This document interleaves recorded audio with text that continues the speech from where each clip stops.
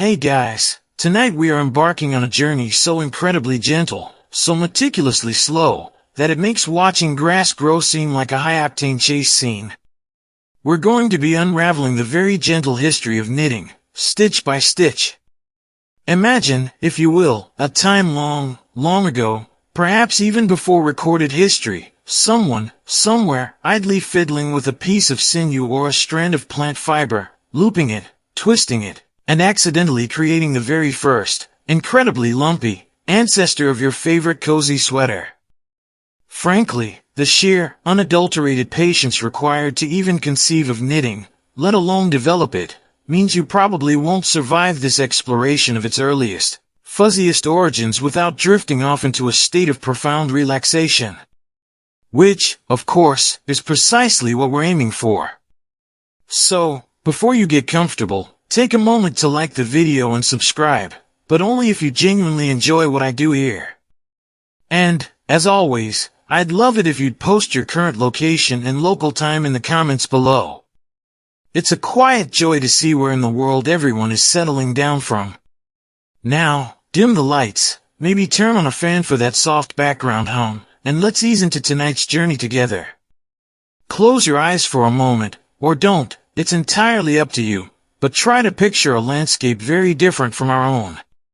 Perhaps it's a sun-drenched riverbank in ancient Egypt, or a misty, windswept moor in northern Europe millennia ago. The air is clean, free from the hum of modern machinery, filled instead with the sounds of nature, the rustle of reeds, the distant cry of a bird, the gentle lapping of water. You are sitting there, perhaps seeking shelter from the sun or a biting wind. In your hands, you hold not a smartphone or a tablet, but a simple strand of something pliable. Maybe it's a length of dried grass, softened by chewing. Or perhaps it's a strip of animal hide, painstakingly scraped and thinned. Or, if you're in a particularly advanced settlement, it could even be a roughly spun length of wool, still smelling faintly of lanolin and sheep. Your fingers, nimble from a lifetime of practical tasks, weaving baskets, making nets, preparing food, begin to play with this strand. Idly at first. You twist it, you turn it. You make a loop. Then, perhaps by accident, or perhaps with a dawning spark of ingenuity, you pull another piece of the strand through that first loop, creating a second loop. And then another. And another. You are not thinking of complex Aran patterns or Pharaoh designs. You are not even thinking knitting. You are simply engaged in a fundamental human activity, manipulating fibers to create something new, something with structure, something that wasn't there before. This, in its most elemental, almost pre-conscious form, is where our story begins. The ancient threads are beckoning. The very earliest forms of textile creation didn't involve complex looms or intricate tools. A mainstream historical fact is that knitting, created by knotting or looping cords, is one of the oldest fiber crafts, with evidence dating back tens of thousands of years. Think of fishing nets, carrying bags, snares for small game. These were essential tools for survival, and their construction involved a deep, intuitive understanding of how to interwork strands to create a strong, flexible fabric. Is it such a great leap from making a net by knotting to creating a looped fabric with a single, continuous thread? Perhaps not. The seeds of knitting, or at least its conceptual ancestors, were likely sown in these very ancient practices. You might be using just your fingers at this stage, no needles involved. Your digits are the original tools, pulling and shaping the loops. The resulting fabric, if you can even call it that yet, is probably uneven, lumpy, full of holes. It might not look like much. If you tried to sell it on a modern artisan craft website, you'd probably get some very polite, but firm, rejections. Charming in its rustic simplicity, they might say, which is code for please don't send us any more. But it has potential. It's stretchy. It has a certain three-dimensional quality that simple weaving, with its rigid warp and weft, doesn't quite possess. Historians still argue, with the gentle, academic fervor appropriate for such a soothing topic, about the precise moment and location where true knitting, the creation of fabric using two or more needles to form interlocking loops from a continuous thread, actually began. There are tantalizingly few scraps of evidence from the deepest past. Textiles are, by their very nature, biodegradable. They rot, they fray, they get eaten by moths with surprisingly discerning palates. What survives is often fragmentary, preserved only by freakishly dry desert climates, or waterlogged anaerobic bogs, or occasionally, by being encased in corrosion from metal objects. It's like trying to piece together a dinosaur from a single, very small toe bone. A very, very soft toe bone. One quirky, and perhaps slightly romanticized, fringe theory posits that the earliest looping techniques might have been inspired by observing nature.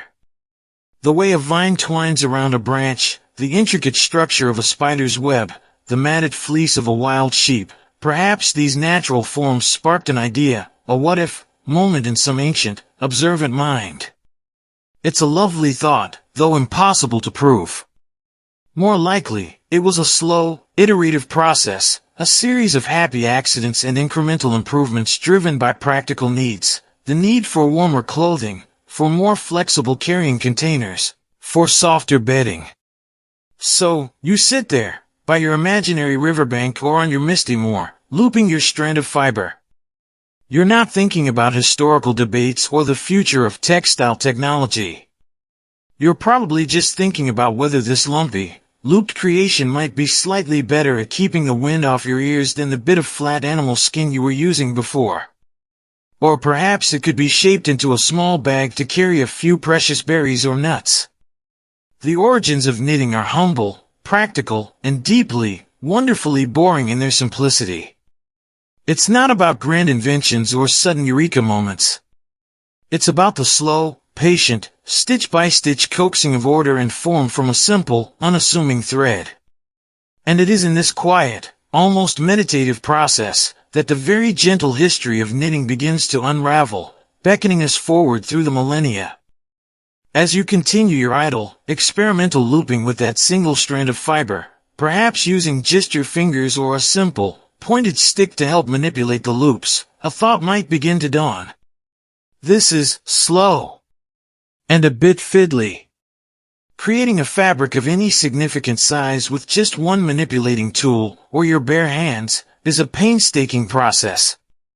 Surely, there must be a slightly more efficient, or at least a slightly less finger-cramping, way to do this. And thus, we arrive at the next crucial, if still remarkably unexciting, stage in our gentle history, the emergence of pointy sticks. Or, as they would one day be known, knitting needles. What did the very first knitting needles look like? Forget the smooth, brightly colored aluminum or bamboo needles you might find in a modern craft store, with their perfectly tapered points and neatly stamped size information. The earliest needles were likely far more utilitarian, fashioned from whatever materials were readily available and could be shaped to a point. Bone is a strong contender.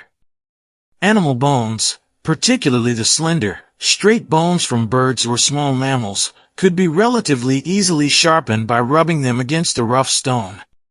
They would have been smooth, durable, and just the right size for manipulating yarn. Archaeologists have found many pointed bone implements from ancient sites, and while their exact purpose is often debated, were they awls for punching holes in leather, pins for fastening cloaks, or perhaps, just perhaps, early knitting needles? It's certainly a plausible candidate. Wood, of course, would have been another obvious choice. A straight twig, whittled down to a point at one or both ends, would have served the purpose.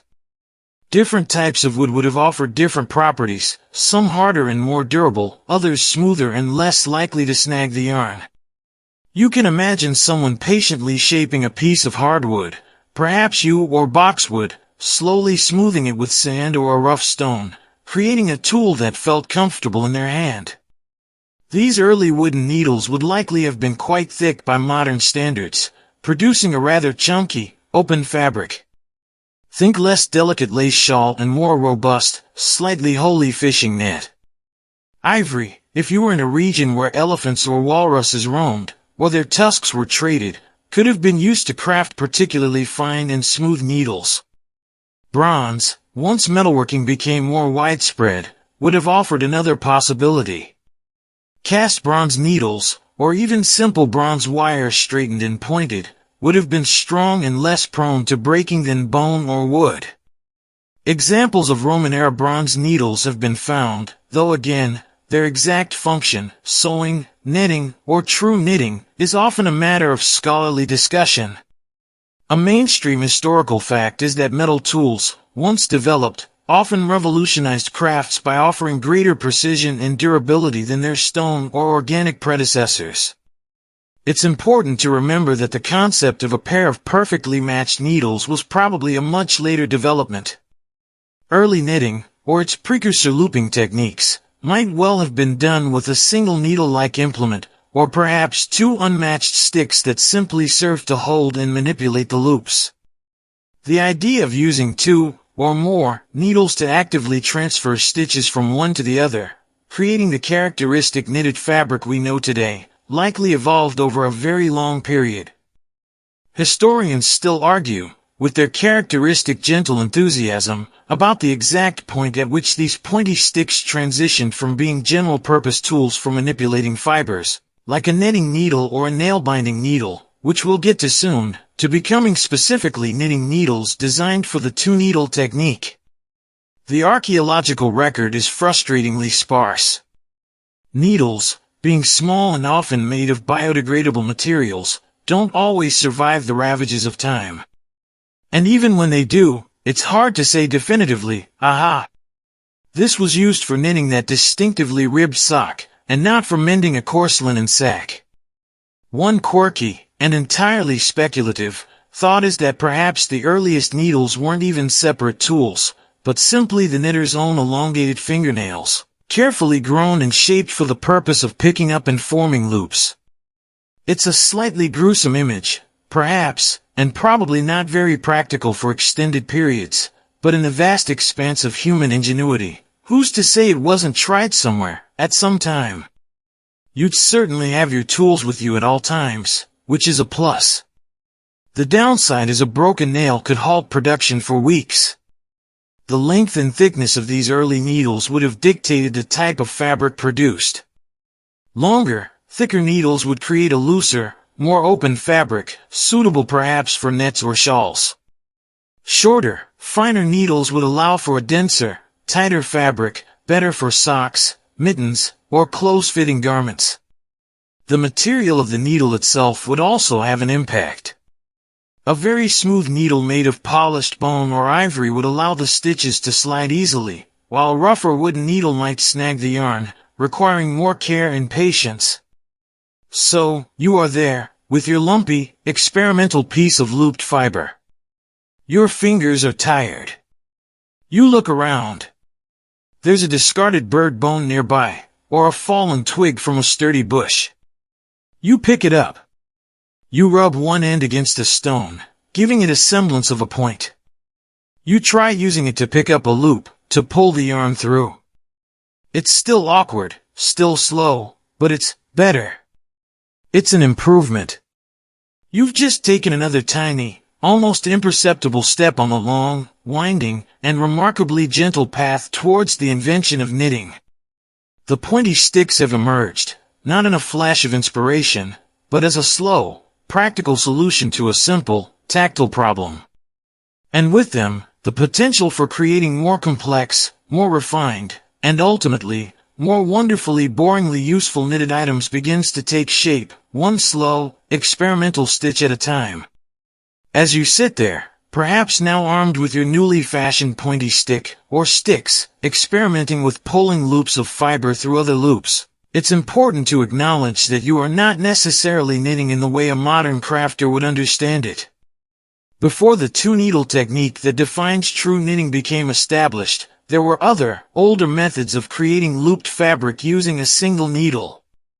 And the most significant of these, knitting's more ancient, and arguably more knotty, cousin, is a technique known as nail binding. Nail binding, a Danish term meaning binding with a needle or needle tying, is an ancient textile method that predates true knitting by centuries, possibly even millennia. Instead of using a continuous length of yarn fed from a ball, nail binding typically uses shorter, pre-cut lengths of yarn, each threaded through the eye of a single, usually flat, blunt-ended needle made of wood, bone, or antler. The fabric is created by passing the needle and its threaded yarn through a previous loop, often forming a series of interconnected knots or complex loop structures. It's a bit like sewing, but instead of sewing two pieces of fabric together, you are essentially sewing the fabric to itself, creating it loop by loop. Imagine you have your short length of spun wool threaded onto your flat bone needle. You make an initial loop, perhaps around your thumb. Then, you pass the needle through that loop, drawing the yarn through to form a new loop, and often making a specific twist or knot as you do so. You repeat this process, building up rows of interlinked loops. The resulting fabric can be incredibly dense, warm, and durable, often much less elastic than true knitted fabric. A mainstream historical fact is that nail binding was widespread across Scandinavia, parts of Europe, Egypt, and even Peru, with artifacts dating back as far as 6,500 BCE in some regions. It was used to make all sorts of practical items: socks, mittens, hats, bags, and even parts of garments. The process of nail binding is inherently slower and more yarn-intensive than true knitting. Because you're working with finite lengths of yarn, you frequently have to join in new strands, which can create small, visible joins or slightly thicker spots in the fabric. And unlike knitting, if you drop a stitch in nail binding, it doesn't unravel in a catastrophic ladder. Each loop is usually secured by the way it's interlocked with its neighbors, making it a very stable, though less forgiving, fabric. If you make a mistake, unpicking it can be a real pain, far more complex than simply slipping stitches back onto a knitting needle. You can't just frog it, as modern knitters say, rip it, rip it. You'd be there all day, meticulously unsewing each loop. So, as you experiment with your pointy stick, are you nail binding or are you proto-knitting? The distinction can be subtle, especially in the very earliest stages. Historians still argue, with their characteristic gentle persistence, about the exact relationship between nail binding and true knitting.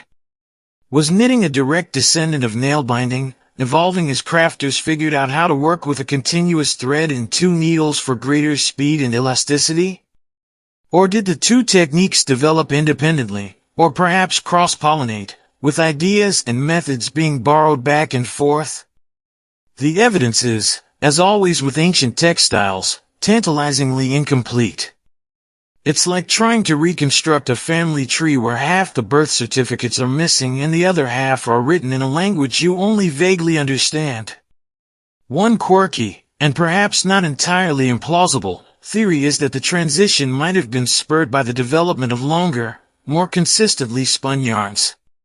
With shorter, lumpier yarns, the stop-and-start nature of nail binding, with its frequent need to join new threads, makes sense.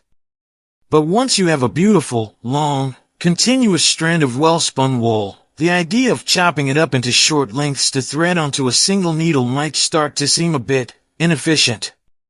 The continuous thread almost begs for a technique that can utilize its length more effectively, which is precisely what two-needle knitting offers. Consider the tools. Nail binding needles are typically flat, often with an eye like a sewing needle, designed to pass through existing loops. Early knitting needles, as we've discussed, were more likely to be simple pointed sticks, without an eye, designed to pick up and hold loops, with the yarn manipulated around them. The very different forms of the tools suggest different methods of working, though it's possible that some early, multi-purpose pointy sticks could have been used for both, or for techniques that blurred the lines between the two. The feel of the resulting fabric is also different. Nail-bound fabric, with its knotted or tightly interlocked loops, tends to be dense and somewhat stiff. Knitted fabric, with its simpler, more open loop structure, is generally much more elastic and drapable. This difference in elasticity is key. If you want a really warm, windproof mitten that holds its shape, nail binding is excellent. If you want a stretchy sock that conforms to your foot, or a garment that drapes softly, knitting has the advantage. Perhaps the desire for more elastic, comfortable garments was another driver in the evolution towards true knitting. So, as you sit there, looping your yarn with your pointy stick, you are part of this ancient, tangled lineage.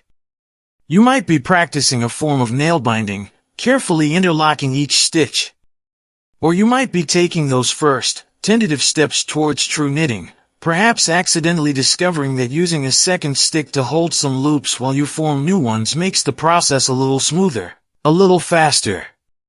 The journey from the dense, knotted security of nail binding to the stretchy, flowing elegance of knitting was not a sudden leap, but a slow, stitch-by-stitch evolution, a gradual untangling of techniques, driven by patience, ingenuity, and the eternal human desire to make something useful, something beautiful, something warm, from a simple strand of thread. The roots are indeed tangled, but from these ancient knots, something wonderfully new was slowly beginning to emerge.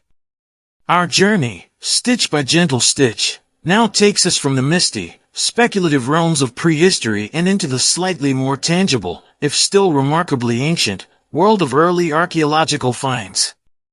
And for some of the earliest, most astonishingly well-preserved examples of what looks very much like true knitting, we must travel, in our imaginations, to the dry, preservative sands of Egypt.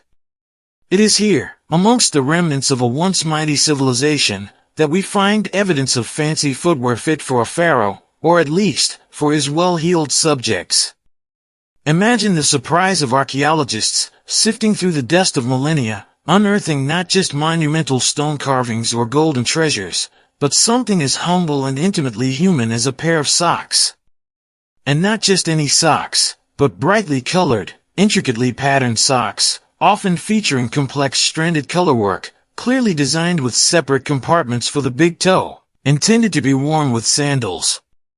A mainstream historical fact is that some of the most famous examples of these early knitted socks date from Roman Egypt, roughly from the 3rd to the 5th century CE, though some finds might be even earlier. These aren't the crude, lumpy experiments of our hypothetical prehistoric looper. These are sophisticated, skillfully crafted garments.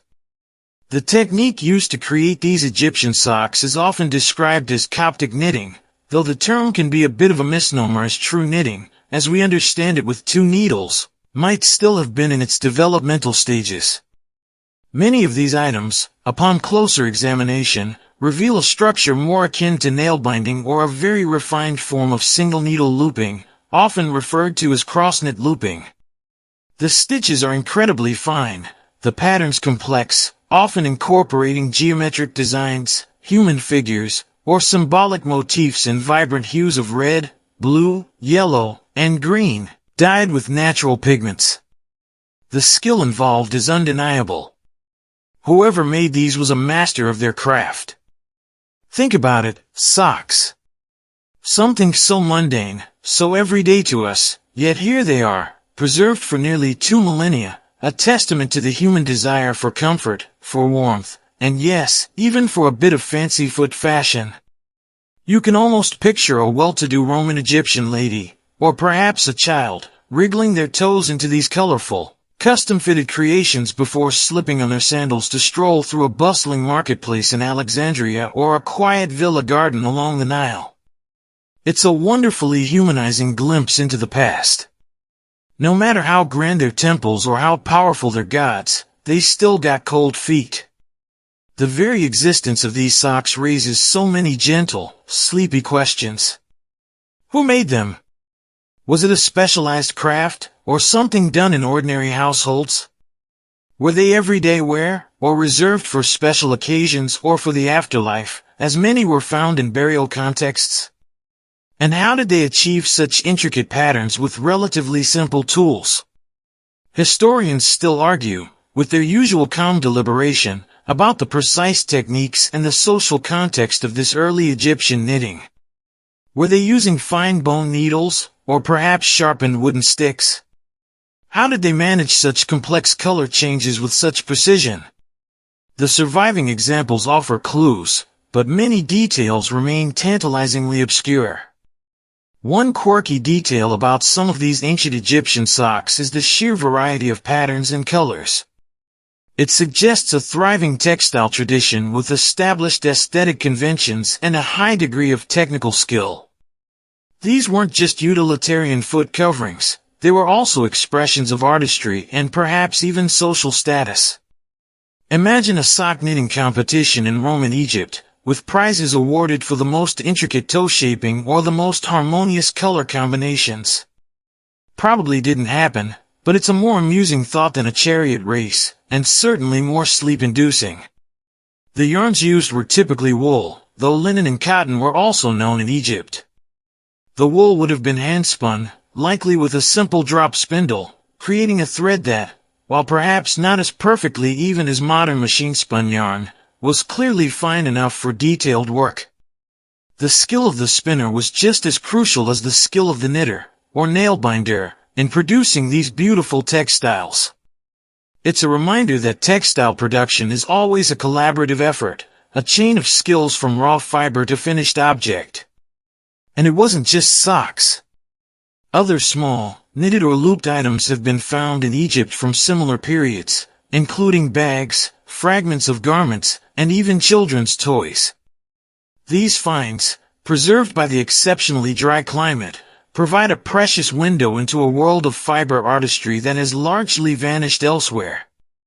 Without these Egyptian treasures, our understanding of the early history of knitting would be even more threadbare. So, as you sit there, perhaps with your own cozy, machine-knitted socks on your feet, take a moment to picture those ancient Egyptian artisans, their nimble fingers working with fine wool and simple needles, creating not just warmth for the feet, but also small, vibrant works of art. They weren't thinking about us, 2,000 years in the future, marveling at their handiwork.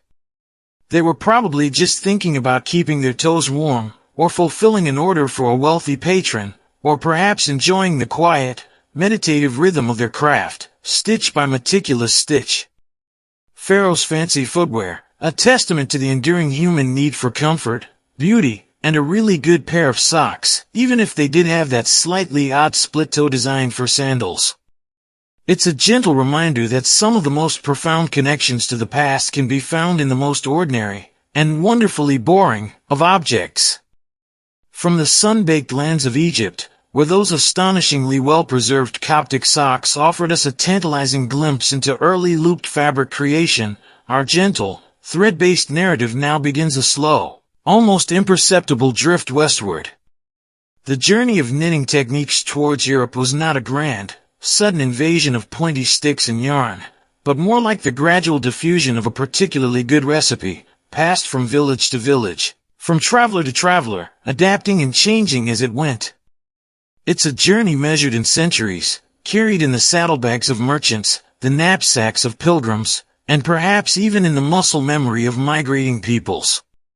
Imagine the vast trade networks of the late Roman Empire and the early medieval period. The Mediterranean Sea, a bustling highway of commerce, connected Egypt and the Near East with the burgeoning towns and settlements of southern Europe. Along these routes, goods flowed, wine, olive oil, pottery, and yes, textiles. It's highly probable that along with finished textile goods, the knowledge of how to create them also traveled. Perhaps a merchant marveled at a particularly fine pair of Egyptian socks and, upon returning to his home in Italy or Spain, described them to a local artisan, or even brought back a sample to be unraveled and studied, the ultimate form of reverse engineering, medieval style. The Islamic world, which inherited and further developed many of the craft traditions of the regions it encompassed, including Egypt, played a crucial role in this transmission. A mainstream historical fact is that Islamic artisans during the early medieval period were renowned for their sophisticated textiles, including complex woven silks and, it is believed, highly advanced forms of knitting. Archaeological finds in regions like Islamic Spain, Al-Andalus, have yielded knitted fragments, such as cushion covers and glove pieces, dating from the 12th and 13th centuries, showcasing intricate geometric patterns, Kufic inscriptions worked in color, and incredibly fine-gauge knitting. These items are a clear indication that true, two-needle knitting was well established and had reached a high level of artistry in this part of Europe by that time. Think of a busy marketplace in Cordoba or Seville during this period. Amidst the scent of spices, the chatter of different languages, and the glint of polished metalwork, there might have been stalls selling these finely knitted goods. Or perhaps, tucked away in a quiet workshop, an artisan sat, their needles clicking, creating these intricate marvels from silk or fine wool. The skills would have been valuable, perhaps closely guarded, passed down from master to apprentice. It wasn't just the finished objects that were impressive, but the knowledge of how to create them, how to cast on, how to form knit and purl stitches, if purling had even been invented yet, which is a whole other gentle debate, how to work in multiple colors, how to shape a garment. From Islamic Spain, the techniques likely spread further north into Christian Europe. Perhaps through trade, through the movement of people during the Reconquista, or even through royal marriages and the exchange of luxurious gifts. It's a slow, creeping infiltration of stitches, rather than a dramatic conquest. You can picture a noblewoman from Castile admiring a pair of finely knitted silk gloves brought back from a trip to Granada, and then commissioning her own household artisans to try and replicate them. Or a traveling scholar, having observed the technique in a Moorish workshop, might sketch the basic principles in his notebook and share them upon his return to a monastery in France or Germany. Historians still argue, with their usual calm and measured consideration, about the precise pathways and an exact timeline for the dissemination of knitting into different parts of Europe. Was it a single point of entry, like Spain, from which it radiated outwards? Or were there multiple, independent introductions, perhaps through Byzantium into Italy, or via Viking trade routes into northern Europe, though definitive evidence for early Viking knitting is more elusive than for nail binding? The picture is complex and still being pieced together, one archaeological fragment, one obscure manuscript illumination, at a time. It's like trying to follow a single strand of yarn through a giant, centuries-old tapestry. The path twists, turns, and sometimes disappears from view entirely. One quirky, and perhaps not entirely serious, thought is to imagine a secret society of early knitters, a sort of Knights Templar of the purl stitch, sworn to protect and propagate the sacred knowledge of their craft, communicating in coded stitch patterns and recognizing each other by a secret knitter's handshake. Highly unlikely, of course, but it adds a certain mystique to the otherwise very practical business of making warm clothes. The reality was probably far more mundane, a neighbor teaching a neighbor, a mother teaching a daughter, an apprentice learning from a master. The materials available would also have influenced the spread and adaptation of the craft. Wool was ubiquitous in many parts of Europe, and the development of better sheep breeds and spinning techniques would have provided finer, stronger yarns suitable for knitting. Silk, imported at great expense, would have been reserved for luxury items. Cotton, though known, was less common in much of Europe until later periods. The very availability of suitable yarn would have been a key factor in whether knitting took root and flourished in a particular region. So, the yarn's journey westward is not a single, clear path, but a slow, meandering, almost hesitant migration. It's a story of cultural exchange, of adaptation, of human ingenuity building upon existing knowledge. From the intricate Coptic socks of Egypt to the sophisticated silk knits of Islamic Spain, the techniques were refined, developed, and slowly, stitch by patient stitch, they began to weave themselves into the fabric of European life, preparing the way for the gilds, the everyday garments, and the luxurious creations that would mark the next chapters in knitting's remarkably gentle, and surprisingly global, history. As the art of true, two-needle knitting slowly but surely established itself across Europe, moving beyond isolated pockets of expertise or luxury production, it began to organize. And like many other skilled trades in the medieval and early modern periods, this organization often took the form of guilds. Suddenly, our quiet, gentle craft, once perhaps the domain of household production or solitary artisans, starts to get a bit serious. We're talking rules, regulations, apprenticeships, quality control, and the rather serious business of guilds guarding their precious stitches. Imagine a bustling medieval city, perhaps Paris, Bruges, or London, sometime in the 14th or 15th century. The streets are narrow, crowded, and noisy with the clamor of commerce. Tucked away in a particular quarter, you might find the workshops of the knitters. And overseeing their activities, ensuring standards were met and that no unauthorized stitchers were encroaching on their territory, would be the knitting guild. It sounds almost comically formal for something as cozy as knitting, doesn't it? The most worshipful company of framework knitters was a real thing in London, though that came a bit later with the advent of knitting machines. But artisan guilds for hand knitters certainly existed earlier in various European cities. These guilds were, in essence, professional associations. A mainstream historical fact is that medieval guilds played a crucial role in urban economies, regulating trade, training new artisans, maintaining quality standards, and providing mutual support for their members. For knitters, this meant establishing rules about who could knit, what materials they could use, and even what types of garments they were permitted to produce for sale.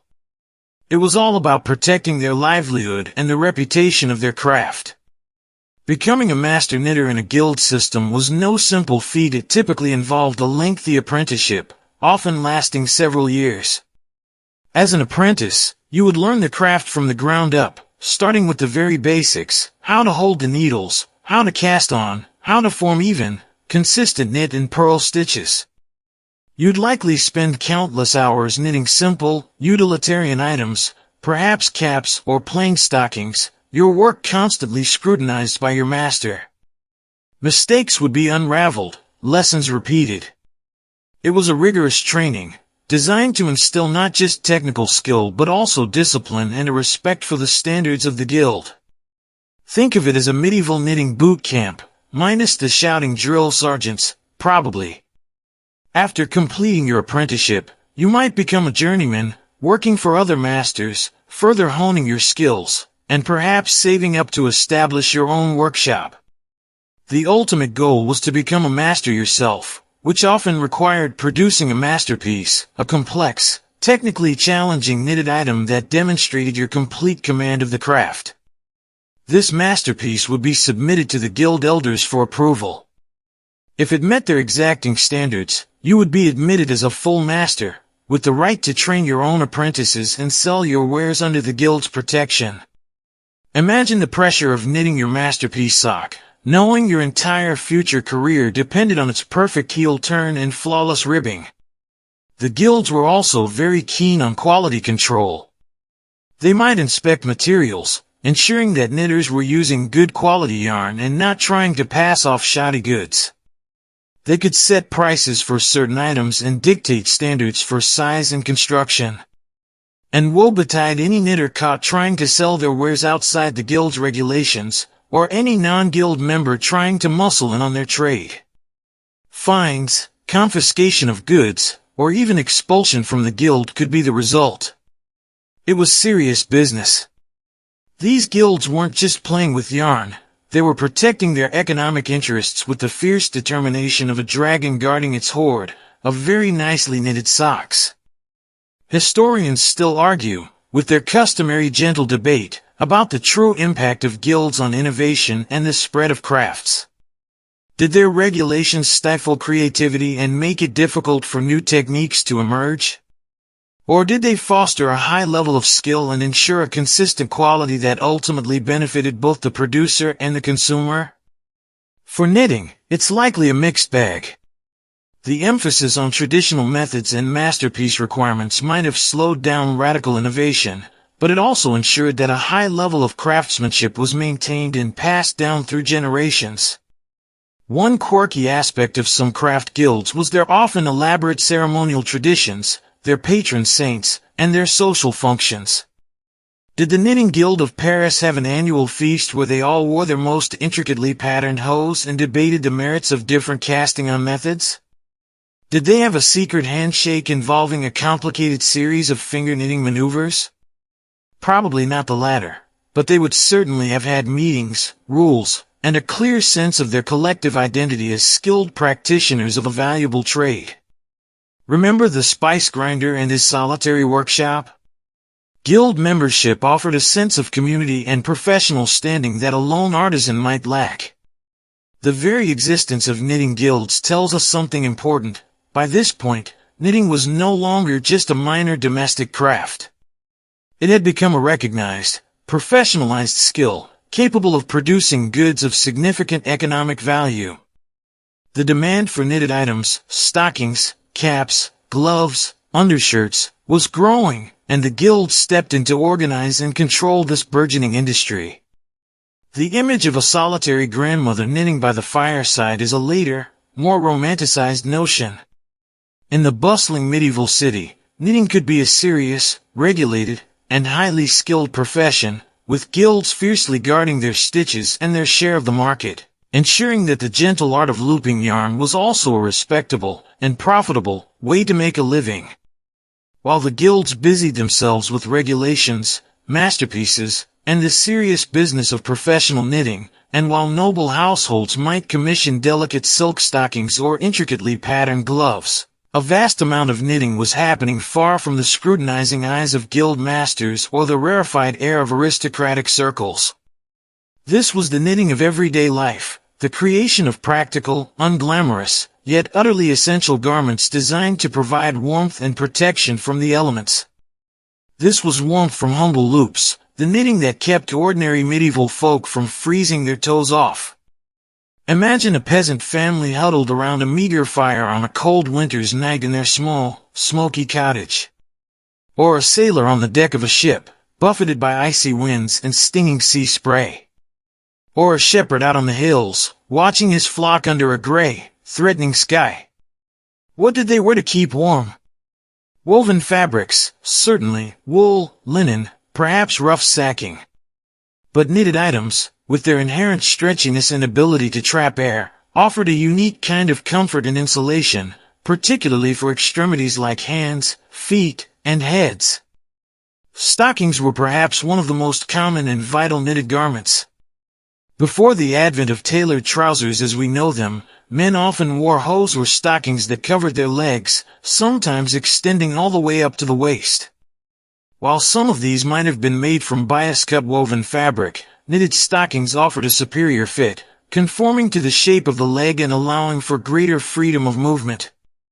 These wouldn't have been the sheer silk confections of the nobility, but sturdy, utilitarian stockings made from coarse, homespun wool, probably in natural, undyed shades of gray, brown, or cream. They would have been thick, warm, and frequently darned and patched, worn until they literally fell apart. Caps and hats were another everyday knitted essential.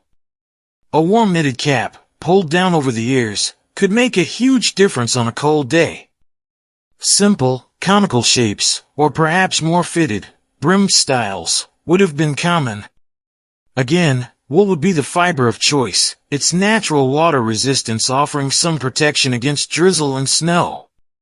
Think of those iconic images of medieval peasants or laborers. They're often depicted wearing some kind of simple head covering, and it's highly likely many of these were knitted. Mittens and gloves, too, were crucial for anyone working outdoors in cold weather. While leather gloves might offer durability, knitted mittens, especially thick, thrummed ones, where extra tufts of unspun wool are knitted into the fabric for added insulation, would have been exceptionally warm. Even simple fingerless gloves, leaving the fingertips free for detailed work while keeping the palm and wrist warm, would have been a practical knitted item. A mainstream historical fact is that keeping extremities warm is vital for overall body temperature regulation, and knitted items excelled at this. Who was doing this everyday knitting? Mostly women, it is generally assumed, as part of their domestic duties.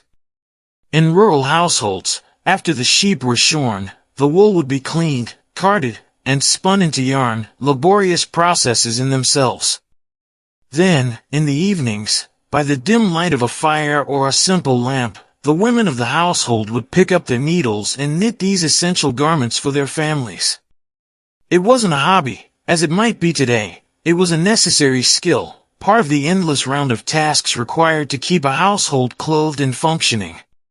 Remember the spice grinder's wife, or the farmer's wife from other tales. Add knitting an endless supply of scratchy wool socks to their already long list of responsibilities. The needles used for this domestic knitting would have been simple, probably homemade from wood or bone. The yarn would be homespun, likely uneven and full of lanolin, which, while making it a bit greasy to handle, also added to its water-resistant properties. The patterns, if any, would be very simple, mostly plain stockinette or garter stitch, perhaps some basic ribbing for cuffs and welts. The emphasis was on practicality, durability, and warmth, not on fancy decoration. These were garments made to be worn hard, to endure the rigors of daily life and labor. Historians still argue about the prevalence of knitting knowledge among the general populace in different periods and regions. Was it a near-universal skill among women, like basic sewing or cooking? Or was it more specialized, with some individuals known for their knitting prowess and perhaps bartering their knitted goods for other necessities? The truth likely varied. In isolated rural communities, self-sufficiency would have been key, meaning most households would need to produce their own knitted wear.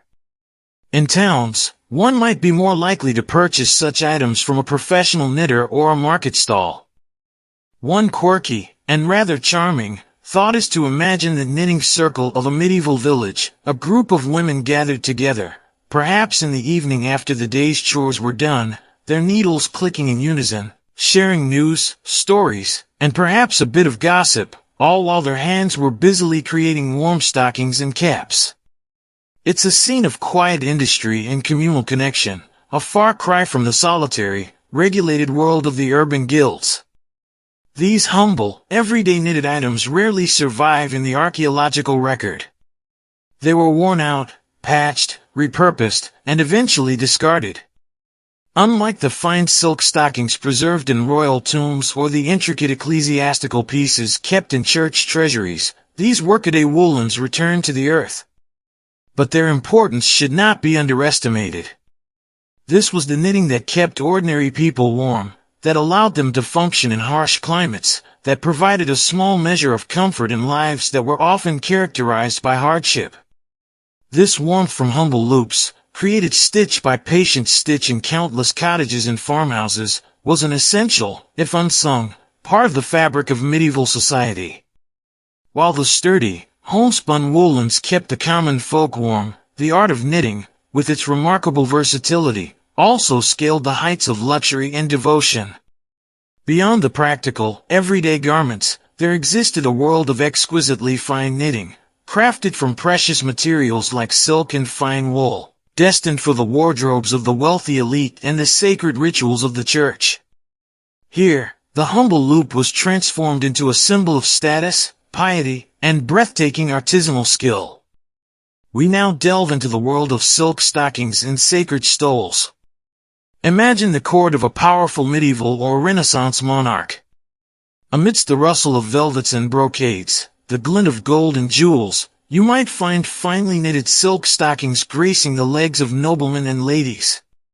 Silk, imported at enormous expense from the East or later produced in specialized centers in Italy and Spain, was the ultimate luxury fiber. Its natural sheen, its softness, its ability to take vibrant dyes, made it highly coveted.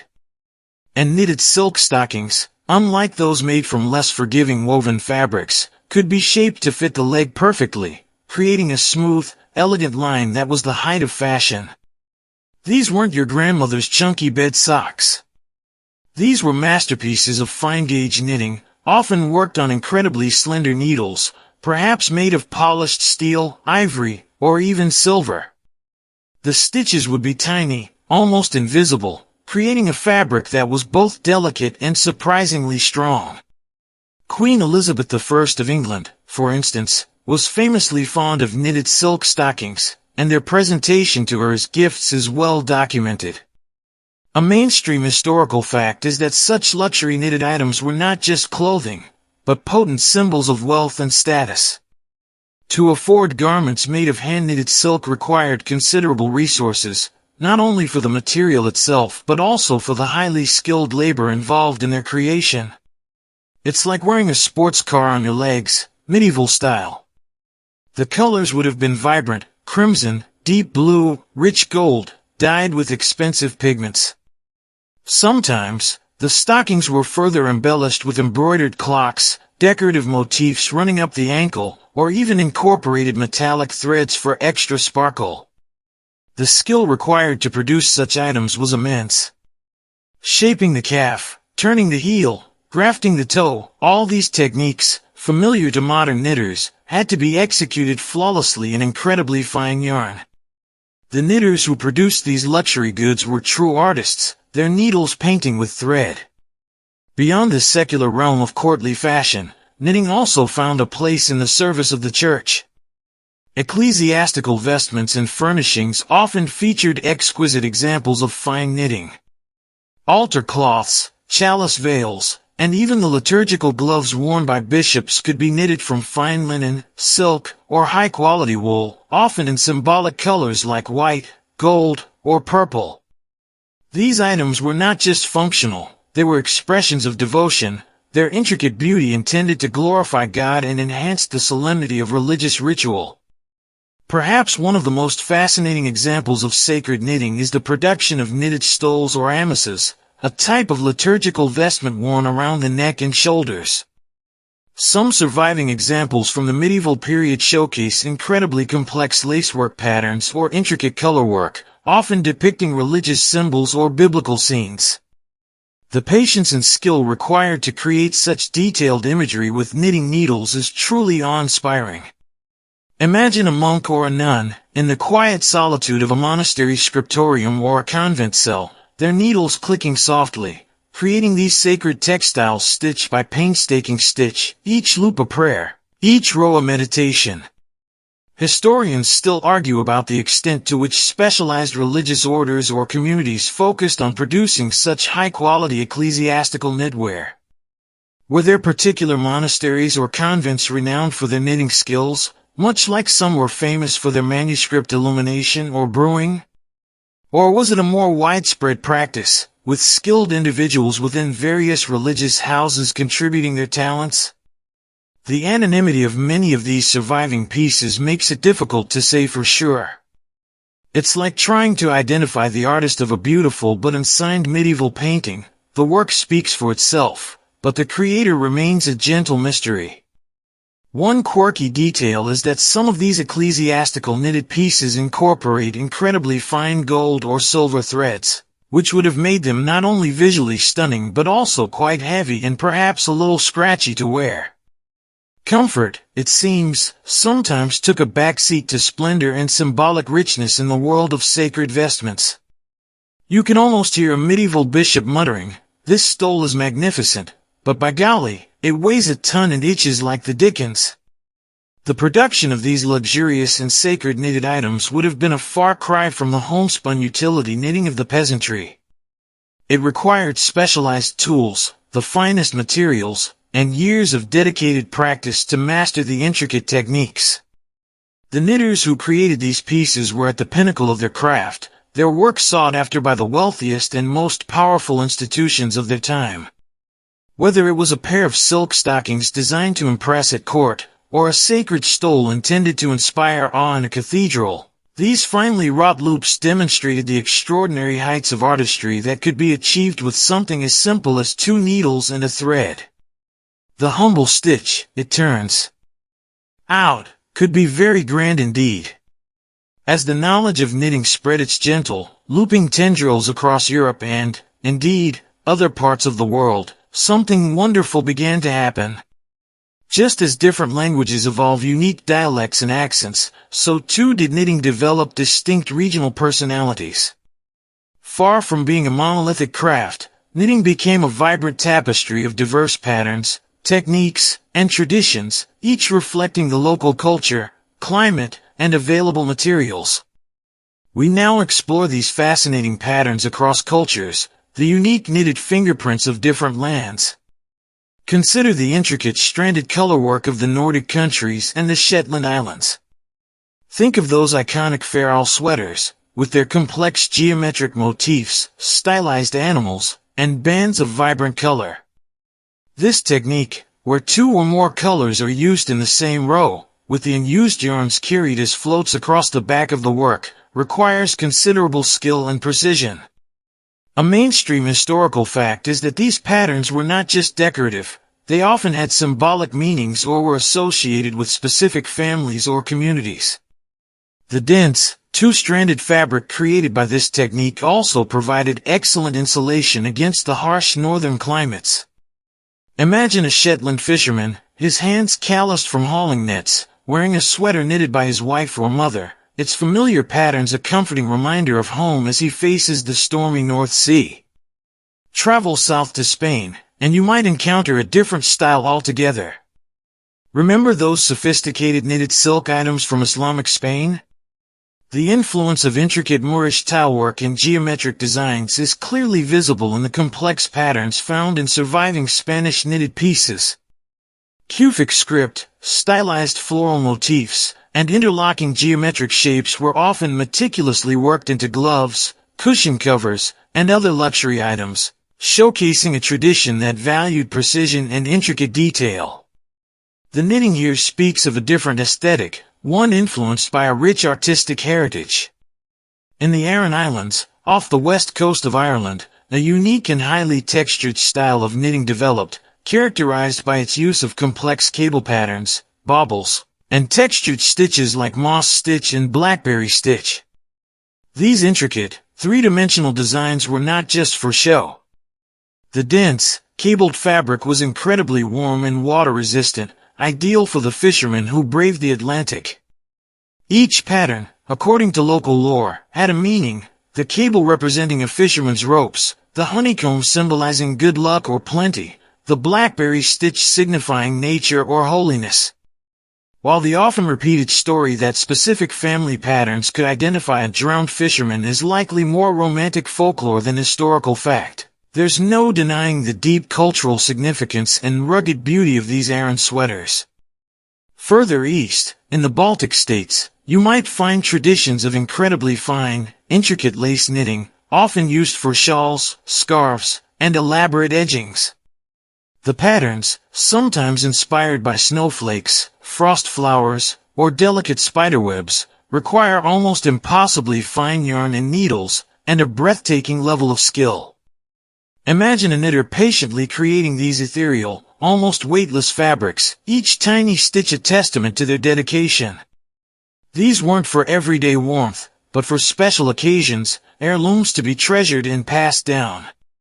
Historians still argue, with their characteristic gentle academic curiosity, about how these distinct regional styles developed. Were they the result of independent invention, with different communities stumbling upon similar solutions to similar problems, like how to make a really warm sweater? Or was there a more complex process of cultural exchange, with motifs and techniques traveling along trade routes or with migrating peoples, then being adapted and transformed to suit local tastes and needs? It's likely a combination of both. A particular stitch pattern might arrive with a traveler, then be combined with local traditions, worked in local yarns, and gradually evolve into something entirely new and unique to that region. It's like a game of telephone played with knitting patterns over centuries. One quirky, and rather charming, aspect of some regional knitting traditions is the use of specific, locally sourced materials. For example, the hardy, lanolin-rich wool from native sheep breeds in Shetland or the Aran Islands was perfectly suited to the types of garments produced there. The availability of certain natural dyes would also have influenced local color palettes. The very landscape and resources of a region would, in a sense, be knitted into its textiles. Remember the spice grinder and his local herbs? The knitter, too, was often intimately connected to their immediate environment. And it wasn't just Europe. While our focus has largely been westward, looped fabric traditions existed in many other parts of the world. In Peru, ancient cultures created incredibly sophisticated textiles using looping techniques that were distinct from, but conceptually similar to, knitting and nail binding. In parts of Asia, too, unique forms of looped and knotted fabric construction developed. The human impulse to create textiles from simple strands of fiber is truly universal. These diverse patterns across cultures are a beautiful illustration of knitting's adaptability and its capacity for artistic expression. From the bold geometrics of Pharaoh to the rugged cables of Aran, from the intricate silks of Spain to the delicate lace of the Baltics, each tradition tells a story.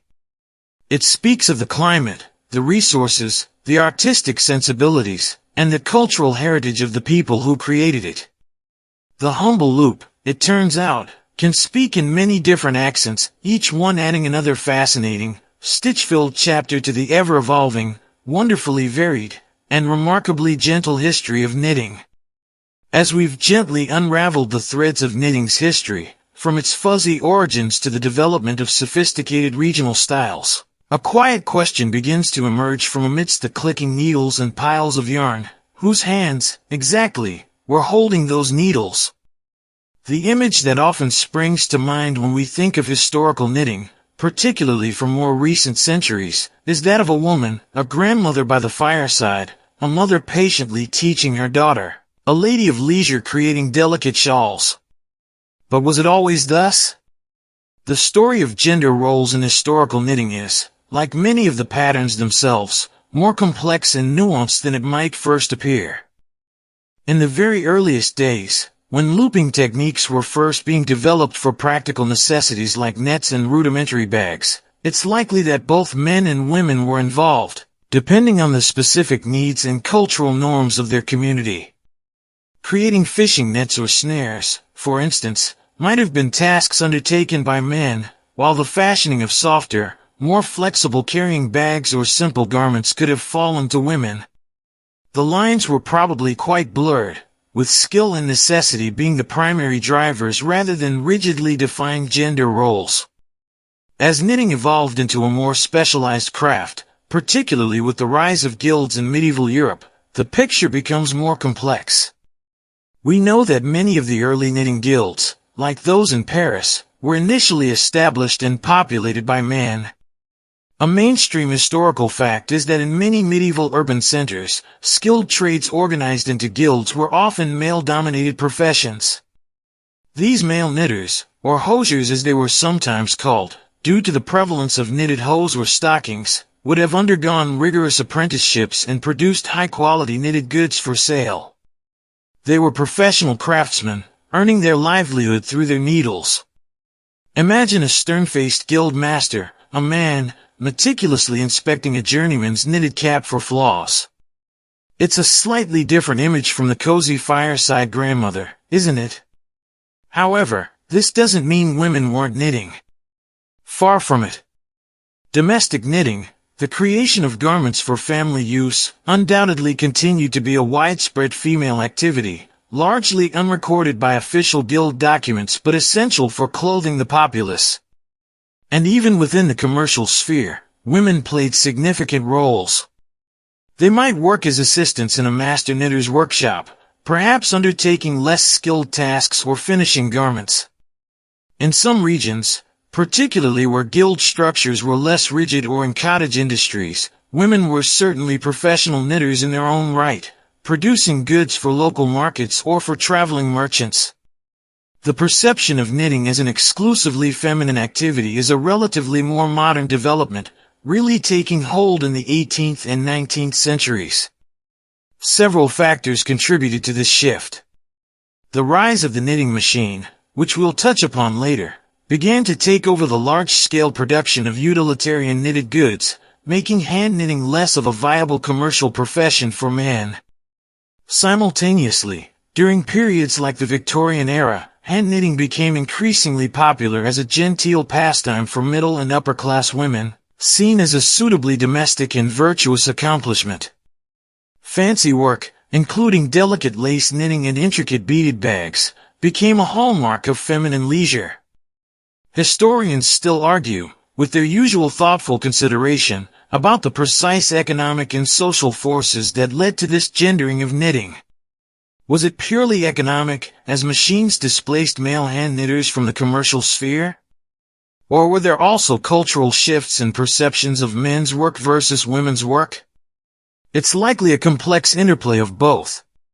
Remember the spice grinder, a male artisan in a skilled trade? If a machine had been invented that could grind spices perfectly with minimal human intervention, his profession might also have undergone a similar transformation. One quirky, and rather delightful, exception to the later feminization of knitting can be found in certain maritime communities. For centuries, sailors, predominantly male, were known to knit, both for practical reasons, mending their own gear, creating warm garments for themselves, and as a way to pass the long, tedious hours at sea. The image of a hardened sailor, his hands weathered by rope and salt water, patiently clicking away with his knitting needles, is a charming and historically accurate one. They weren't knitting delicate lace, they were making sturdy, functional items, but they were knitting nonetheless. It's also worth noting that in some non-European cultures with strong knitting or looping traditions, gender roles might have been entirely different, with men, women, or both participating in the craft depending on local customs. The idea of a universal, fixed gender association with knitting simply doesn't hold up when you look at the broader historical and global picture. So, whose hands held the needles?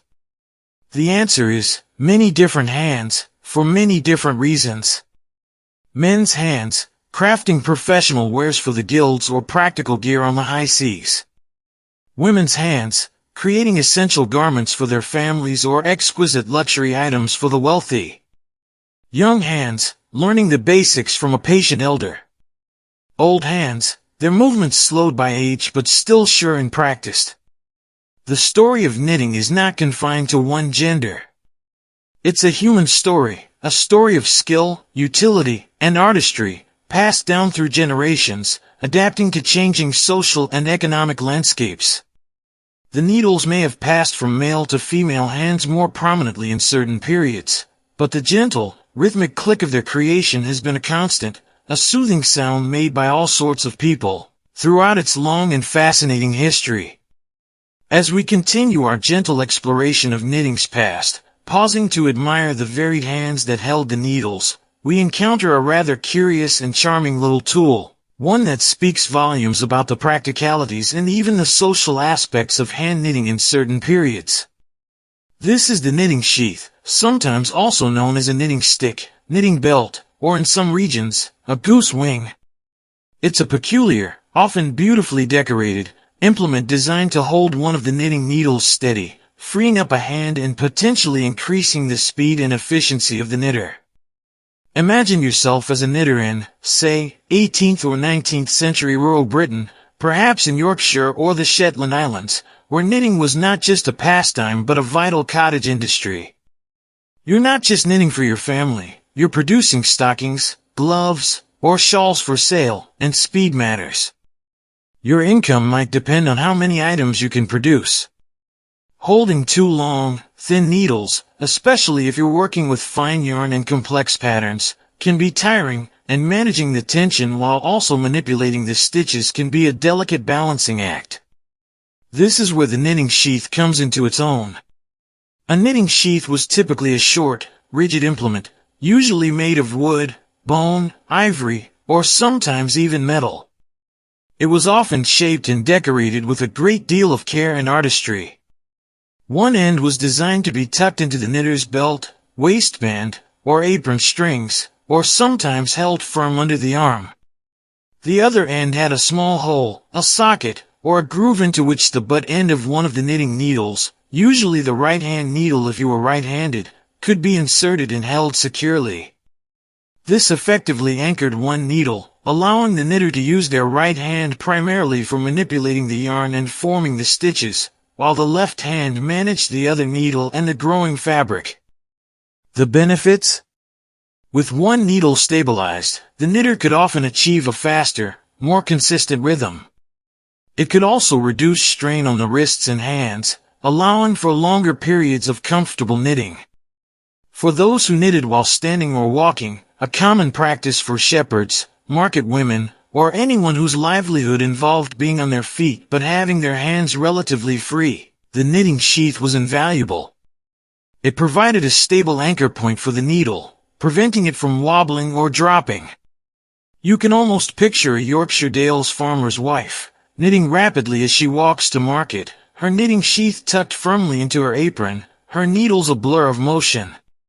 A mainstream historical fact is that knitting sheaths were particularly prevalent in areas with strong commercial hand knitting traditions, such as the aforementioned Yorkshire Dales, the Shetland Islands, famous for their lace and Pharaoh knitting, and parts of Scotland and Wales.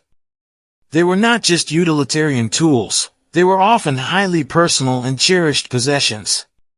Many were intricately carved with names, dates, hearts, flowers, geometric patterns, or symbols of affection. They were frequently given as love tokens, courtship gifts from a young man to his sweetheart, or passed down through families as heirlooms. The level of craftsmanship lavished on these humble tools speaks to their importance in the knitter's life. The shapes of knitting sheaths varied wonderfully. Some were simple, straight sticks. Others were curved like a bird's wing, hence the goose wing name. Some were carved into whimsical shapes, fish, birds, even human figures. The material also varied, from humble, locally sourced wood to more exotic materials like whalebone or imported ivory, reflecting the status or resources of the owner. Each sheath tells a little story, a whisper of the person who used it, the community they belonged to, and the value they placed on their craft. Historians still argue, with their gentle, meticulous approach, about the precise origins and diffusion of the knitting sheath. Was it an independent invention in several different regions, or did the idea spread from a single point of origin? And why was it so popular in some areas and virtually unknown in others? The answers are likely tied to specific local knitting techniques, the types of needles used. Sheaths work best with straight, double-pointed needles, and the economic pressures of commercial hand knitting. It's like trying to understand why one village prefers a certain type of plow while another, just a few miles away, uses a completely different design. Local conditions and traditions play a huge role. One quirky aspect of knitting sheaths is the sheer variety of names they went by in different dialects and regions. Knitting nanny, knitting brooch, riggy, chef, wishbone, the list goes on, each name a little linguistic fossil preserving a piece of local knitting history. It's a reminder that before standardized terminology, crafts often had a rich, localized vocabulary. Remember the spice grinder and his unique names for his mortars? It's a similar phenomenon. So, while the image of a knitter today usually involves two independently held needles, for a significant period in knitting history, particularly for those knitting for a living or in specific cultural contexts, the knitting sheath was an indispensable companion. It was a tool that combined practicality with artistry, efficiency with sentiment. It speaks of a time when hand knitting was not just a gentle pastime, but often a demanding, economically vital skill, and any tool that could make the work a little easier, a little faster, a little more comfortable, was highly valued. The curious knitting sheath, often a small, overlooked artifact in museum collections, offers a fascinating, tactile connection to the lives and labors of knitters from a bygone era, a tangible reminder of their ingenuity and their artistry, stitch by steady, sheath-supported stitch. As we continue to gently unravel the history of knitting, moving beyond the tools and techniques into the very fabric of the items created, we find that some knitted garments became more than just practical coverings. They became imbued with stories, with traditions, and with a charming array of superstitions and lore. Sailors' sweaters, in particular, with their distinctive patterns and rugged construction, are a wonderful example of how stitches steeped in lore can carry meanings far beyond their utilitarian purpose. Imagine a windswept fishing village on the coast of Ireland, Scotland, or perhaps Brittany, in the 18th or 19th century. The men of the village spend their lives battling the harsh Atlantic, their livelihoods dependent on the sea. The women, while waiting for their safe return, would knit sturdy, warm sweaters, often called ganseys or jerseys, from tightly spun, naturally oily wool that offered excellent protection against cold, wind, and sea spray. These were not fashion items, they were essential pieces of working gear, designed to endure the toughest conditions. What makes these sailors' sweaters so fascinating from a folkloric perspective is the intricate system of patterns and stitches often incorporated into them. A mainstream historical fact is that different coastal communities, and sometimes even individual families within those communities, developed their own unique combinations of cable, diamond, moss, and other textured stitches. These patterns were not chosen at random. They were a visual language, a way of identifying a sweater's origin, and by extension, the wearer. The most famous, though often romanticized, piece of lore associated with these patterned sweaters is the belief that if a sailor was lost at sea and his body washed ashore, he could be identified by the specific pattern of his gansey, linking him to his home village and family. While the practical reality of this in the face of decomposition and the harshness of the sea is debatable, the idea itself speaks volumes about the deep connection between the knitter, the garment, and the wearer. Each stitch was a prayer for safety, each familiar pattern a thread connecting the sailor to his loved ones. Beyond identification, individual stitch patterns were often believed to carry symbolic meanings or to offer protection. Cable stitches, resembling fishermen's ropes, might symbolize safety and good luck in their work. Diamond patterns could represent fishing nets and, by extension, a bountiful catch, or perhaps wealth. Moss stitch, with its pebbly texture, might signify a wish for land underfoot or a successful harvest from the sea. Zigzag patterns could represent the cliffs and pathways of the coastline, or the ups and downs of life itself. These weren't necessarily conscious, explicit spells woven into the fabric, but more a deeply ingrained cultural symbolism, a way of embedding hopes and prayers into the very structure of the garment. Historians still argue, with their gentle, scholarly consideration, about the precise antiquity and consistency of these pattern languages. Were they truly ancient traditions passed down unchanged for generations, or did they evolve more fluidly, with knitters adapting and combining motifs as they saw fit? And how widespread was the belief in their specific symbolic meanings? It's likely a mixture of deeply rooted tradition and individual creative interpretation. It's like trying to trace the exact origins of a folk song. It changes slightly with each singer, yet retains its essential core. One quirky, and rather poignant, superstition associated with some fishing communities was that it was considered bad luck to knit the final stitches of a gansey while the man it was intended for was still at sea. The garment should be completed only upon his safe return. Another belief held that if a knitter dropped a stitch while making a sailor's sweater, it was an ill omen, and the work should be unraveled and restarted. These small rituals and beliefs highlight the anxiety and hope that were so deeply intertwined with the lives of those who depended on the perilous sea. And it wasn't just sailors' sweaters. Other knitted items acquired their own sets of lore. For example, in some cultures, knitted baby clothes were imbued with wishes for the child's health and happiness. A particular stitch pattern might be chosen for a christening shawl, believed to offer protection or bring good fortune. Even something as simple as a pair of knitted garters might have a rhyme or a saying associated with it. Remember the spice grinder and his belief that certain spices held magical properties? The human tendency to invest ordinary objects with extraordinary meaning is a powerful one. These stitches steeped in lore transform a simple knitted garment from a mere object of utility into a cultural artifact, a repository of stories, beliefs, and communal identity. The rhythmic clicking of the needles was not just producing fabric, it was weaving a narrative, connecting the knitter to their heritage, their community, and the person for whom the garment was intended. Whether it was a complex Aran gansey designed to brave the Atlantic gales, or a delicately patterned lace shawl passed down as a family heirloom, these knitted items carried more than just warmth. They carried history, they carried meaning, and they carried the enduring power of human connection, all lovingly crafted, stitch by patient, story-filled stitch. Our gentle journey through the history of knitting, which has so far been a tale of nimble fingers, simple needles, and the slow, meditative creation of fabric, now encounters a rather noisy, clattering, and altogether more mechanical interloper. For centuries, if you wanted a knitted garment, it had to be made by hand, stitch by laborious stitch. But as the Industrial Revolution began to gather steam, inventors turned their minds to mechanizing all sorts of textile processes, and knitting was no exception.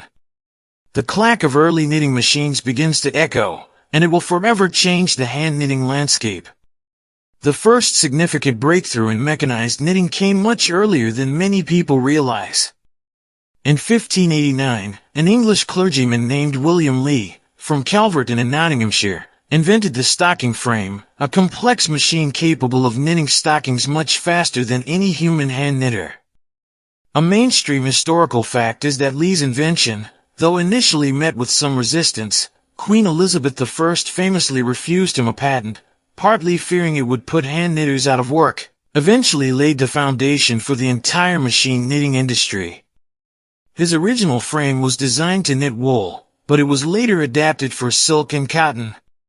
Imagine the scene: William Lee, perhaps frustrated by the slow pace of his wife's hand knitting, or maybe just possessed by that particular brand of obsessive inventor's zeal, painstakingly assembling his contraption of hooks, sinkers, needles, and levers.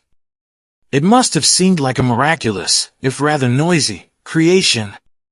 Instead of 2 needles, Lee's frame had a whole row of spring-beard needles, and a complex series of movements allowed it to form loops and create a knitted fabric with a speed that was previously unimaginable. It wasn't just faster, it could also produce a finer, more consistent fabric than much of the hand knitting of the time. The introduction of the stocking frame had a profound impact. It didn't immediately wipe out hand knitting, of course. The early frames were expensive, complex to operate, and initially focused on producing specific items like stockings. But it marked the beginning of a shift. Large-scale production of knitted goods, particularly hosiery, gradually moved from the cottage industry of hand knitters to factories equipped with these new machines. This process, known as framework knitting, became a significant industry, especially in areas like the English Midlands. The life of a framework knitter was often hard. They might rent a frame from a master hosier and work long hours in their own homes or small workshops, the rhythmic clatter of the machine a constant presence. The work was physically demanding and often poorly paid. It was a far cry from the romanticized image of a shepherdess knitting peacefully on a hillside. This was industrial production, with all its attendant pressures and challenges. Think of the difference between our solitary medieval spice grinder and a worker in a 19th century spice factory, a similar shift in scale, pace, and the nature of labor. As technology progressed, knitting machines became more sophisticated. Circular knitting machines were developed, capable of producing seamless tubes of fabric, ideal for socks and underwear. Power-driven machines further increased speed and output. By the 19th century, the mass production of knitted garments was well established, and machine-made knitwear became increasingly affordable and accessible to the general populace. So, what did this mean for our humble hand knitter? Did the clack of the machines signal the death knell for their ancient craft? Not entirely. But it certainly changed its role. Hand knitting, for commercial purposes, became increasingly marginalized in areas where machines could compete on price and speed. It retreated, to some extent, into the domestic sphere, or focused on producing luxury items, intricate patterns, or specialized garments that were not easily replicated by the early machines. Historians still argue, with their usual thoughtful analysis, about the social and economic consequences of the mechanization of knitting. Did it lead to widespread unemployment among hand knitters, or did it create new opportunities in operating and maintaining the machines? Did it democratize access to knitted goods by making them cheaper, or did it devalue the skill and artistry of the hand knitter? The answer, as with most major technological shifts, is complex and contains elements of all these things. It's like asking if the invention of the printing press was good or bad for scribes. It certainly changed their world irrevocably. One quirky aspect of the early framework knitting industry was the sometimes fierce resistance to technological improvements that threatened workers' livelihoods. The Luddites, for example, a group of early 19th century English textile workers, famously smashed knitting frames and other machinery that they believed were taking their jobs. It's a dramatic, if ultimately futile, chapter in the story of industrialization, a testament to the human cost that can accompany technological progress. But hand knitting did not disappear. In fact, as we'll see, it was about to experience a resurgence in a different guise. The machines, for all their speed and efficiency, could not entirely replicate the intricate textures, the subtle shaping, or the sheer variety of patterns that a skilled hand knitter could produce. Nor could they offer the same sense of personal connection, the story woven into each stitch, that a hand-knitted garment often carried. Remember those sailors' ganseys, rich with personal and community meaning? A machine-made sweater, however perfectly formed, just wouldn't be the same. The clack of the early knitting machines certainly changed the rhythm of the knitting world. It introduced an era of mass production, of speed, of a different kind of labor. But it also, perhaps inadvertently, helped to redefine hand knitting, pushing it towards new avenues of creativity and personal expression, ensuring that the ancient craft of looping yarn with two needles would continue to evolve, stitch by stitch, even in the face of a mechanical revolution. As the clatter of knitting machines increasingly dominated the commercial production of utilitarian knitwear in the 19th and early 20th centuries, hand knitting, far from fading into obsolescence, found new life and new meaning. It transformed, shifting from a widespread necessity or a male-dominated guild craft into something often seen as a genteel parlor pastime for ladies of leisure, and then, during times of conflict, into a vital, patriotic duty. The needles, it turned out, were more versatile than anyone might have imagined. Imagine a Victorian parlor, comfortably furnished, a fire glowing in the hearth. A lady, dressed in the elaborate fashions of the era, sits in an upholstered chair, her hands gracefully occupied with her knitting. She's not producing sturdy work stockings or rugged sailor's ganseys. More likely, she's creating a delicate lace shawl from fine wool or silk, an intricate beaded bag, or perhaps some charming little item for a charity bazaar, a tiny pair of baby booties, an ornamental doily. This is knitting as fancy work, a respectable and suitably domestic accomplishment for a woman of her social standing. A mainstream historical fact is that the Victorian era saw a huge proliferation of craft manuals and ladies' magazines offering patterns and instructions for all sorts of decorative needlework, including knitting. This parlor pastime knitting was often characterized by its intricacy and its use of fine, often expensive, materials. The emphasis was on delicacy, on demonstrating skill and good taste. It was a way for women, often excluded from professional or public life, to express their creativity and to produce beautiful, if not always strictly practical, objects. Think of it as the 19th century equivalent of a very elaborate, time-consuming mindfulness app, but with the bonus of producing a tangible, and often very pretty, result. However, this genteel image of knitting underwent a dramatic transformation during times of war. Suddenly, those same needles, once occupied with delicate lace, were called into service for a far more urgent and patriotic purpose.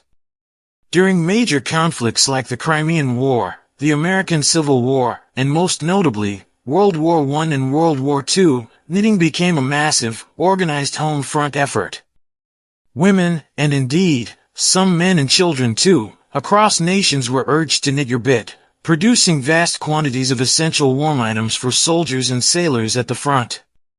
Comforts for soldiers became the rallying cry. Socks, scarves, balaclavas, mittens, sleeveless sweaters, often called woolies or comforts, these were desperately needed to protect servicemen from the harsh conditions of trench warfare or icy seas. Knitting patterns were published in newspapers and pamphlets, often with very specific instructions and yarn requirements to ensure uniformity and utility. Knitting circles, like those perhaps imagined in medieval villages, were revived on a grand scale, with women gathering in homes, churches, and community halls, their needles clicking furiously for the war effort. It was a way for those on the home front to feel they were making a tangible contribution, sending warmth and a touch of home to their loved ones in uniform. The scale of this wartime knitting was astonishing. Millions of knitted garments were produced and shipped to the front lines. Schoolchildren were taught to knit squares that could be sewn into blankets. Even President Woodrow Wilson, during World War I, was famously pictured grazing sheep on the White House lawn to provide wool for the Red Cross knitting efforts. It was a truly national, even international, phenomenon. Remember the humble knitted items providing warmth in medieval times? This was that same principle, amplified to an industrial scale, but powered by countless individual pairs of hands. Historians still argue, with their usual careful analysis, about the true military impact of all this hand-knitted aid. Did a pair of hand-knitted socks really change the course of a battle? Perhaps not directly. But for the individual soldier, receiving a warm, dry pair of socks, often knitted with care by a stranger back home, could make a huge difference to their comfort, their morale, and even their health, helping to prevent conditions like trench foot. It was a tangible link to home, a reminder that they were not forgotten. One quirky aspect of wartime knitting was the occasional incorporation of secret codes into knitted garments, though this is more the stuff of spy novels and folklore than widespread practice. However, what was certainly true was the sense of camaraderie and shared purpose that these knitting efforts fostered among women on the home front. It was a way to channel anxiety, to feel useful, to be part of something larger than themselves. The rhythmic click of the needles became a sound of solidarity, a quiet act of defiance against the chaos of war. So, the journey of knitting takes another turn. From a vital necessity for warmth, to a regulated guild profession, to a genteel parlor art, it now becomes a powerful symbol of patriotic duty and communal effort. The same simple stitches, the same basic tools, adapted to vastly different social and historical contexts. It demonstrates the enduring versatility of this humble craft. Whether creating a delicate lace doily to adorn a Victorian table or a pair of rugged khaki socks to warm a soldier in a muddy trench, the act of looping yarn with two needles retained its power to create, to comfort, and to connect. The parlor pastime had proven it could also be a potent instrument of care and national resolve, stitch by patriotic stitch. And so, our gentle, stitch-by-stitch unraveling of knitting's history approaches its cozy, if perhaps not entirely conclusive, end. From those first, fumbling loops of sinew or plant fiber in the mists of prehistory, through the surprisingly fancy footwear of ancient Egypt, the serious business of medieval guilds, the humble warmth of peasant woolens, the luxury of silk stockings, the diverse patterns of distinct cultures, the shifting hands that held the needles, the curious utility of the knitting sheath, the lore-steeped sailors' ganseys, the clatter of early machines, and the patriotic fervor of wartime knitting, we arrive at a craft that is ancient yet ever-evolving, simple yet capable of astonishing complexity. What, then, is the enduring, comforting legacy of knitting? It is, perhaps above all, a testament to human ingenuity and our innate desire to create. The ability to take a simple, continuous strand of fiber and, with just two pointy sticks, transform it into a three-dimensional, elastic, and often beautiful fabric is a quiet kind of magic. It's problem-solving at its most elemental: how to keep warm, how to carry things, how to adorn oneself or sacred spaces. Knitting, in its myriad forms, has offered solutions to these fundamental human needs for millennia. Its legacy is also one of comfort and care.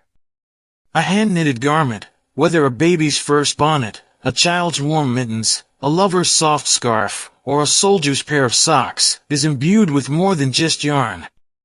It carries the time, the thought, and the intention of the knitter. Each stitch can be a silent wish, a prayer, a tangible expression of love or concern. Remember the medieval mother knitting for her family, or the wartime woman knitting for an unknown soldier? That impulse to provide comfort through the labor of one's own hands is a powerful and enduring thread in the human story, and knitting has long been one of its most eloquent expressions. The legacy of knitting is also one of connection to the past, to cultural traditions, and to each other. When a modern knitter learns a Pharaoh pattern or an Aran cable, they are not just learning a technique, they are connecting with generations of artisans who came before them, tapping into a rich heritage of skill and artistry. When knitters gather in groups, whether in a medieval village, a Victorian parlor, or a modern yarn store, they share more than just patterns, they share stories, laughter, and a sense of community. A mainstream historical fact is that crafts have often played a vital role in fostering social bonds and transmitting cultural knowledge. And what of knitting today, in our fast-paced, technologically saturated world? Has it finally been relegated to a quaint, anachronistic hobby? Far from it. In recent decades, hand knitting has experienced a remarkable resurgence, a quiet rebellion against mass-produced uniformity. People are rediscovering the satisfaction of making something with their own hands, the meditative rhythm of the stitches, the pleasure of working with beautiful, natural fibers. The internet has connected knitters across the globe, allowing for an unprecedented sharing of patterns, techniques, and inspiration. It seems the ancient allure of two needles and a strand of yarn is as potent as ever. Historians still argue, with their gentle, scholarly curiosity, about the future trajectory of traditional crafts in an increasingly digital age. Will skills like hand knitting survive another century, another millennium? If its past resilience is any indication, the answer is a resounding yes. Knitting has always adapted, always found new forms of expression, new reasons to be. From practical necessity to high fashion, from guild regulation to domestic art, from patriotic duty to mindful hobby, it has continually reinvented itself. One quirky, and rather hopeful, modern trend is the rise of yarn bombing or guerrilla knitting, where public spaces are adorned with colorful knitted creations, a playful, temporary beautification of the urban landscape. It's a whimsical reminder that knitting can still surprise us, still find new ways to engage with the world. It's a long way from those first lumpy loops, but the fundamental creative impulse remains the same. The comforting legacy of knitting, then, is not just in the cozy sweaters, the warm socks, or the delicate shawls it produces. It's in the continuity of human skill, the enduring power of a simple craft to provide warmth, comfort, beauty, and connection. It's in the quiet satisfaction of creation, the meditative rhythm of stitch after stitch, a gentle, unassuming thread that runs through centuries of human history, linking us to those ancient hands that first learned to loop and twist a fiber, and to all the hands that have followed since, patiently, meticulously, unraveling and re-raveling the very gentle, and remarkably enduring, history of knitting. The soft clicking of imaginary needles fades now, and the vibrant tapestry of knitting's long and varied history gently settles in your mind. The journey through time, from the earliest, uncertain loops to the intricate patterns of skilled artisans, has been a slow and soothing one, each stitch a small step further into a world of quiet creation and enduring comfort. Allow the images to soften, the details to blur. The rough texture of homespun wool, the smooth glide of silk, the sturdy utility of a sailor's gansey, the delicate artistry of a lace shawl, let these sensations recede into a peaceful, hazy backdrop.